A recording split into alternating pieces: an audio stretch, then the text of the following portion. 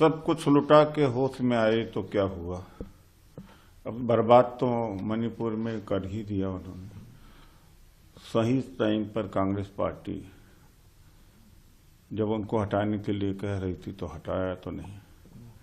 मणिपुर का जो सामाजिक समीकरण था उसको बर्बाद कर दिया और हमेशा के लिए दो कम्युनिटीज के अंदर एक खाई पैदा कर दी।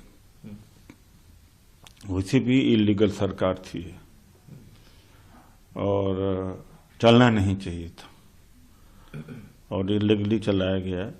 तो बीरेन्द्र सिंह जो मणिपुर के मुख्यमंत्री थे, अब क्या बचा कि और कुछ बर्बाद करते। बर्बादी के बाद हटाने का कोई मतलब नहीं होता। एमएलए भी कई महीने से मांग कर रहे को हटाया जाए। पता नहीं क्या वेस्टेड इंटरेस्ट है अमित शाह जी का, मोदी जी का, को उनको बनाए रखा। लेकिन जब सारा सत्यानाश हो गया मणिपुर का तब इस्तीफा दिलवाया गया। इसका कोई मतलब तो अब रह नहीं गया।